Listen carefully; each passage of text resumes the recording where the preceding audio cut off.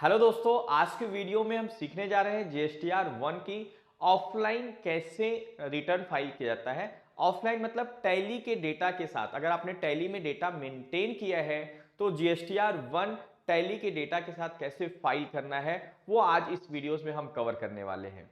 तो चलिए स्टार्ट करते हैं। स्क्रीन पे चलते हैं, देखते हैं जीएसटीआर 1 की ऑफलाइन कैसे रिटर्न फाइलिंग की जाती है।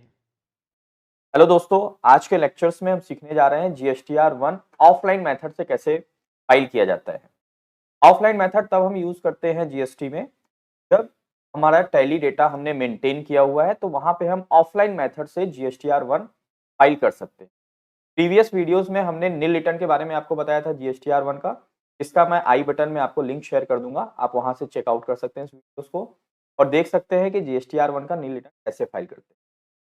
आज के लेक्चर्स में हम सीखने वाले हैं कि जीएसटीआर 1 को ऑफलाइन मेथड से कैसे रिटर्न फाइल कर सकते हैं, और अगर आपने टैली डेटा मेंटेन किया है तो आपको ऑफलाइन मेथड से जीएसटीआर 1 को फाइल करना है, राइट। तो सबसे पहले आपको टैली डेटा पे जीएसटी रिपोर्ट्स ओपन करना है, जीएसटीआर 1 का रिपोर्ट्स। इसके लिए आपको डिस्प्ले मोर रिपोर्ट्स पे जाना है एंड देन जीएसटी रिपोर्ट्स पे आप जाएंगे एंड यहाँ पे जीएसटीआर 1 पे क्लिक करें।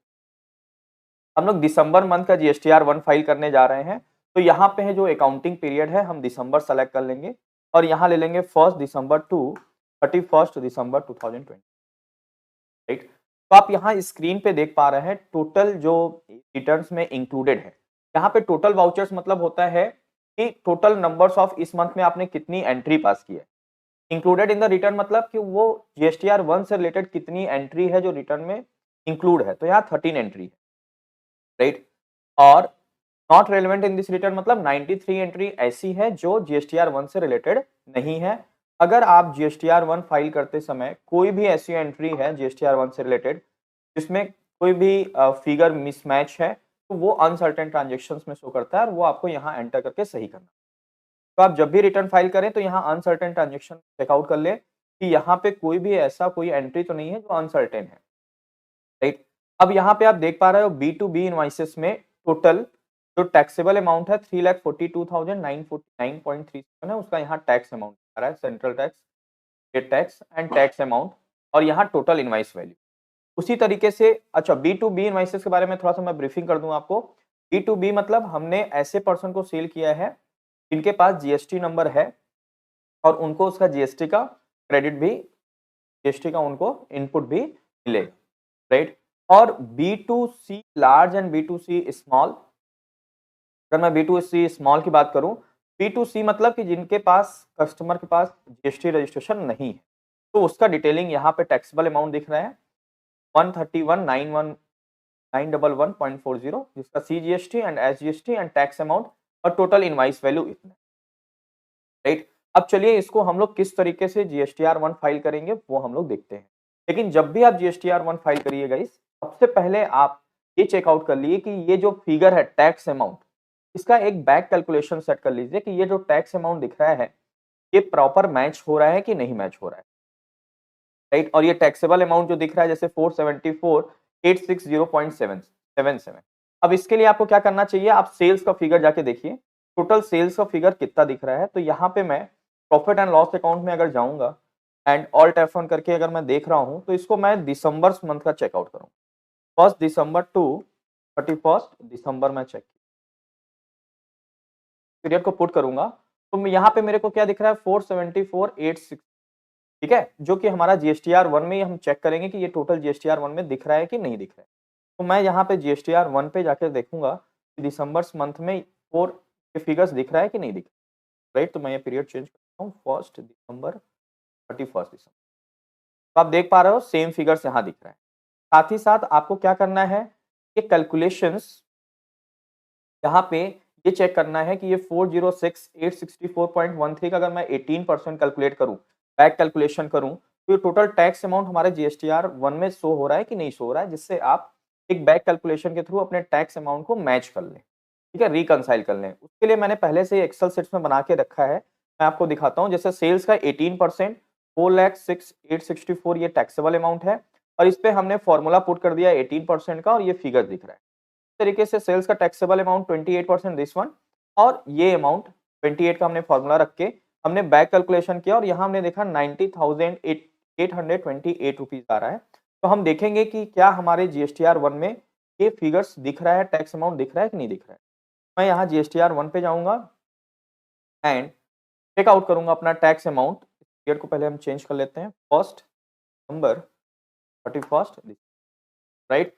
तो यहाँ पे आप देख पा रहे हो 90,828.94 और ये मैं बैक कैलकुलेशन जो किया हूँ वो भी सेम 90,828 दिख रहा है। ये बाकी पॉइंट में फ्रैक्शन का डिफरेंसेस है, उससे कोई इशू नहीं। तो ये हमारा मैच हो गया है, मतलब हमारा ये रिपोर्ट्स करेक्ट है। अब जब भी GSTR 1 फाइल करिए ऑफलाइन मेथड तो टैली के डेटा पे फुल्ली रिलाई ना करें, आप पहले बैक कैलकुलेशन कर लें एक्सेल, ठीक है। अब इसको ऑफलाइन अगर हमें करना है तो सबसे पहले हमें इसको एक्सपोर्ट करना होगा इस डेटा को और ई रिटर्न पे क्लिक करना होगा।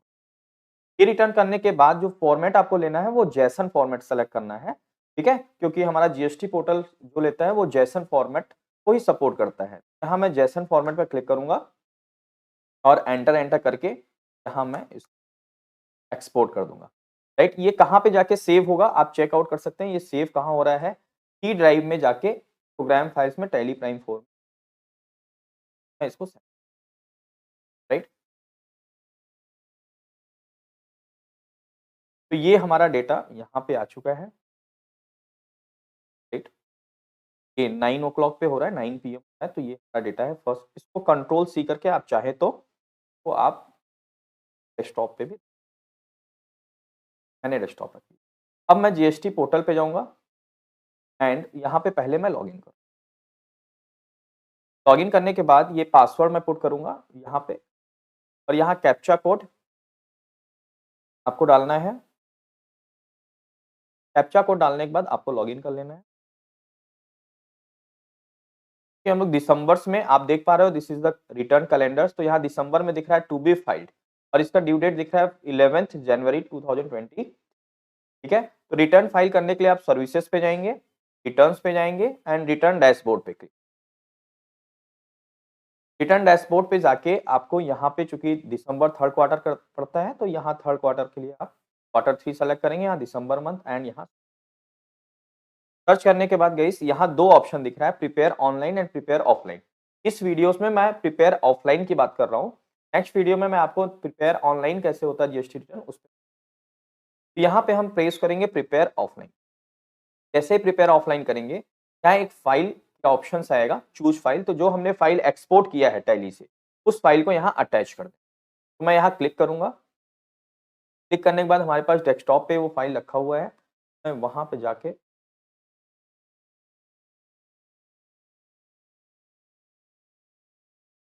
हमारा फाइल है, टाइम आप मैच कर लीजिए और इस पे ये हमारा फाइल क्या हो चुका है, अपलोड हो चुका है ये file. Back to file returns पे हम लोग क्लिक करें और उसके बाद अगेन हम उस ईयर्स रिपोर्ट्स पे जाएंगे, दिसंबर मंथ सेलेक्ट करेंगे, दिसंबर सर्च। तो आप देख पाएंगे कि ये रिटर्न्स प्रिपेयर, यहाँ पे अब ऑनलाइन आपको क्लिक करना। तो यहाँ पे आप देखेंगे कि ये सारी चीजें हमारी यहाँ पे फिल्ड हो चुका है, ठीक है।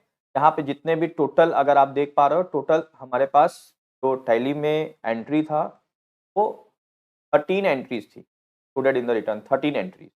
दोस्तों यहाँ पे आपको कंफ्यूज नहीं होना है, यहाँ टोटल दिख रहा है 13 एंट्रीज, लेकिन यहाँ 8 एंट्रीज दिख रहा है और यहाँ 2 दिख रहा है।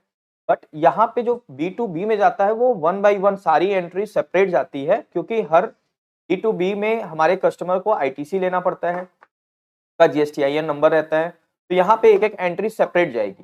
लेकिन B2C में केवल 2 दिख रहा है, मतलब इसमें टोटल फिगर्स जाता है, ठीक है। इंडिविजुअल एक एक पार्टी का नहीं जाके अगर हम इस पे क्लिक करें तो आप देख पा रहे हैं 28% एंड 18%, ये दोनों मिला के, मतलब ये 5 एंट्रीज है टोटल, दोनों मिला के 28 एंड 18 मिला के टोटल 5 एंट्रीज है ये।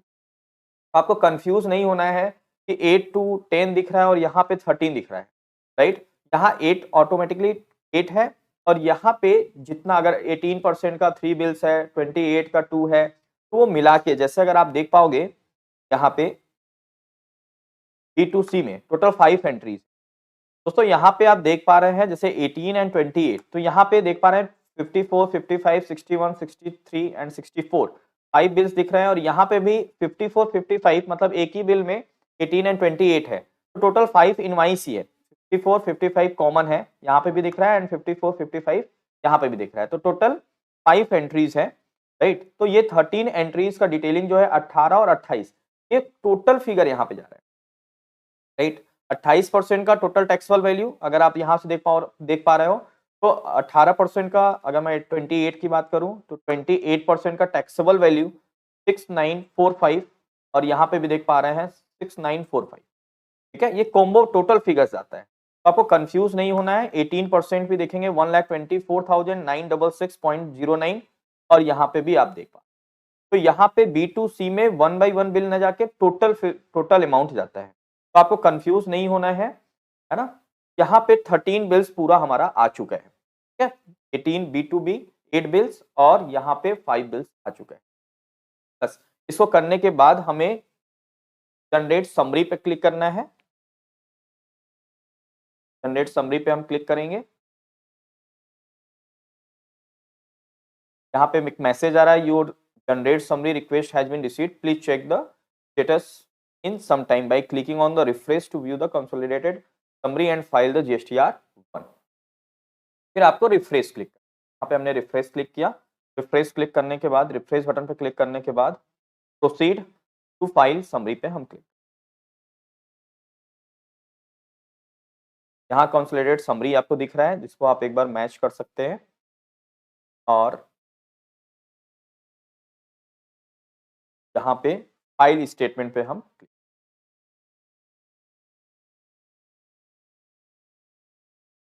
यहाँ पे आपको एक्नॉलेजमेंट करना है कि जो डेटा दिया हुआ है वो करेक्ट है। यहाँ अथराइज सिग्नेचरी में आपको अपना अथराइज सिग्नेचर सेलेक्ट कर लेना है, एंड यहाँ पे आपको क्लिक करना है फाइल विद ई। यहाँ पे वन टाइम पासवर्ड पूछ रहा है, आपको यहाँ पे OTP डाल देना है। क्योंकि मैं चेकआउट कर लेता हूँ, जो आपके मोबाइल में भी जाएगा और मेल में, दोनों में सेम OTP रहेगा। यहाँ पे मैं OTP पुट करूंगा, यहाँ मैं OTP करने के बाद इसको वेरीफाई, और यहाँ पे एक मैसेज आ चुका है कि आपका ये सक्सेसफुली फाइल्ड हो चुका है, GSTR1 has been successfully filed.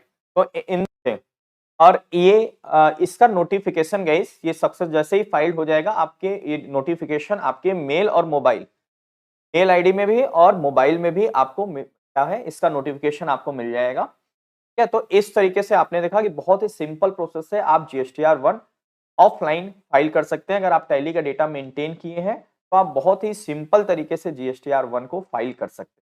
Next videos में हम लोग सीखेंगे कि वो ऑनलाइन कैसे फाइल करना है। अगर आपके पास, जैसा मैंने बताया, अगर आपने टैली डेटा मेंटेन नहीं किया है तो GSTR1 को ऑनलाइन मेथड से कैसे रिटर्न फाइल करना है।